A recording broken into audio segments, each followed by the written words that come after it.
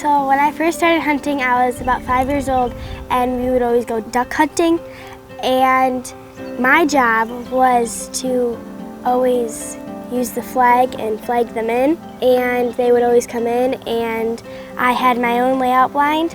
And my dad would say, okay, lay down. So then I would bring the flaps in, and I would lay down, and then they would shoot them to the ground. I knew I was gonna do it when I was older, so my dad taught me a lot of stuff. It was just a new adventure for me, and I thought it was just really fun.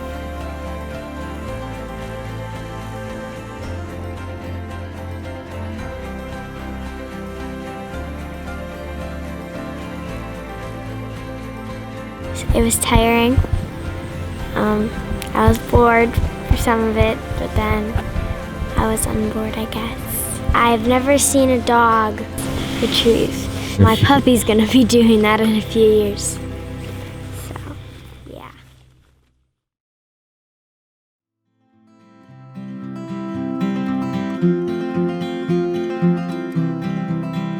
Now, you're gonna do just what I've taught you this morning. I want to see you do it, okay? Good body language, be a boss.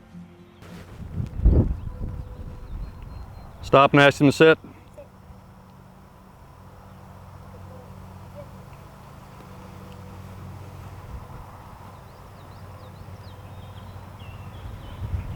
Okay, again. Stop right there, ask him to sit. Sit. What I want you to do when you're walking him and you ask him to sit, okay, walk with me just so you can see, okay? Watch, sit. I want you to just pull back a little bit on the lead, and I want you to take just a little half step forward in front of him, okay? And that's gonna help him sit where he's supposed to instead of coming around in front of you, okay? Okay, give it a try. Walk right towards me. Ask him to sit. Sit. There we go, that was better. Again. Again.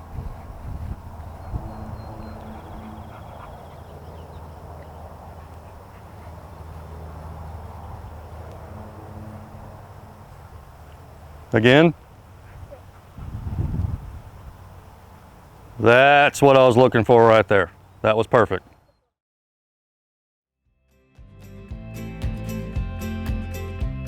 I shot 2 deer and 1 turkey. I shot my first deer about youth season, and it was a doe, and I named her Big Bertha. And my second deer was a buck. He was a 7-pointer, and I named him John. And then my third animal I shot was a big tom. The turkey comes out of the woods. I'm shaking like crazy because this is a big bird that comes out, and I'm gonna have the chance to shoot him. He comes to the perfect point where I can shoot him, and I pull the safety off and I pull the trigger, and he goes straight to the ground. And it was just an unbelievable moment. We both were crying with happy tears. I have a couple best memories with my dad outside and outdoors. The first one is that I was young, so I couldn't shoot or anything, and me and my dad were out turkey hunting. So turkeys come in, a couple turkeys. He shoots at a Jake with his bow and arrow, and he misses. So he does it again, and he misses 5 times, and there's arrows everywhere. And I just burst out laughing, and all the turkeys are gobbling and running away.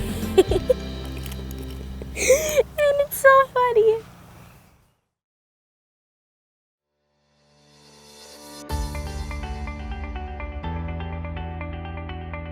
We're gonna wrap his lead around his neck, other way. That's all right. The reason for that is if you wrap it this way, see how it gets tight around that ring? And we don't want that because then it could get too tight around his neck. So we're gonna go like that. Okay, and then we're just gonna tuck that in right there. So now you got just a little bit of a handle if you need it, okay? So just put your little finger in there. There you go, okay? Time to heel. Yeah. When I tell you to, then you can take your hand off that lead, okay? Turn left. Now turn towards me. Okay, take your finger out. Keep going, keep going, keep going, keep going.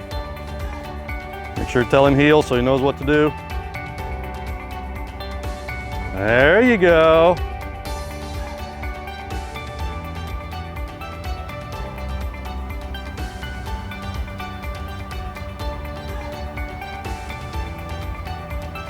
And stop and ask him to sit.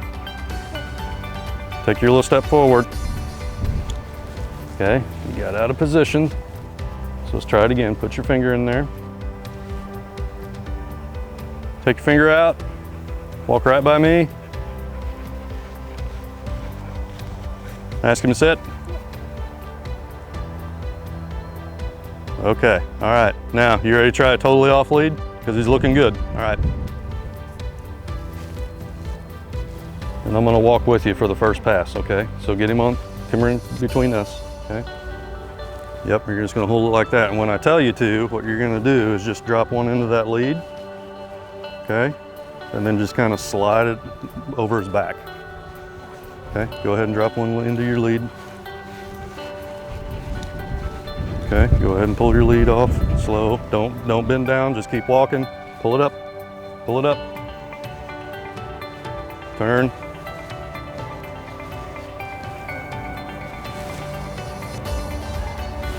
Turn left.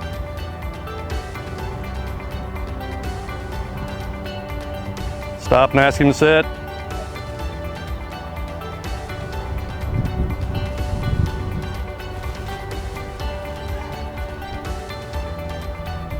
Walk right to me. Ask him to sit.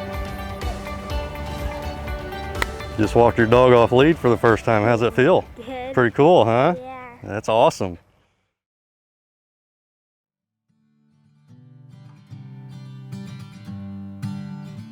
So my parents told me, and the look on my face was priceless, and I was in shock.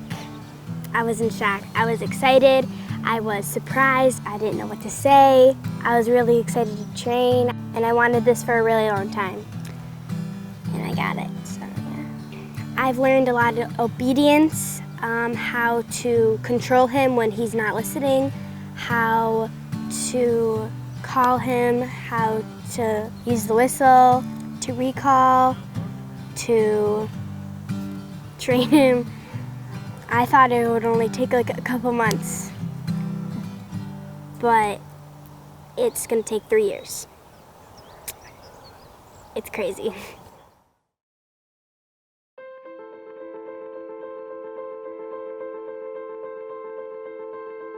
What I try to educate all my clients on, and definitely you because we're going to be working so closely together over the next several years, is obedience with Henry.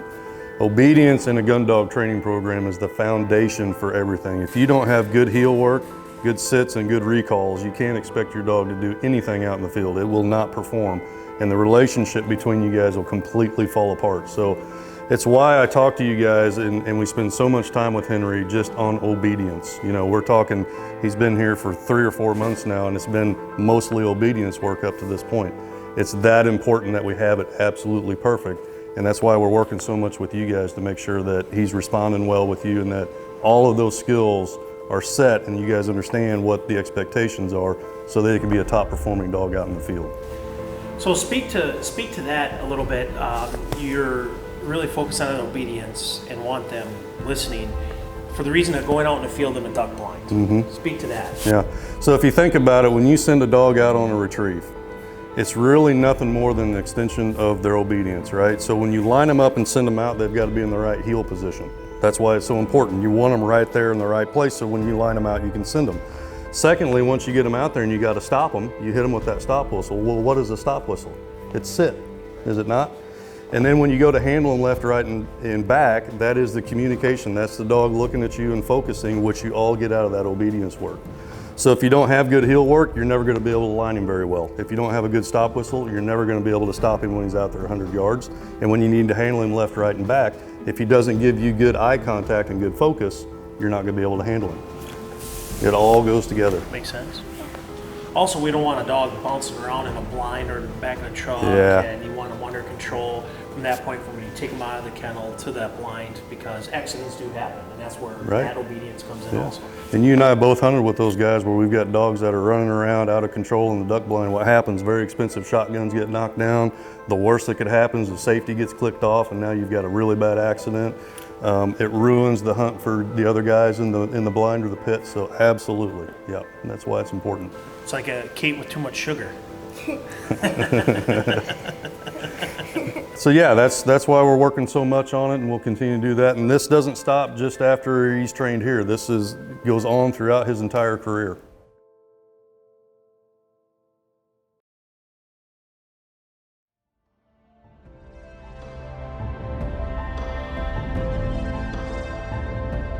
I remember the first time I shot goose, I could just take me back, and I can smell that gunpowder and that old Savage 20 gauge in my hand.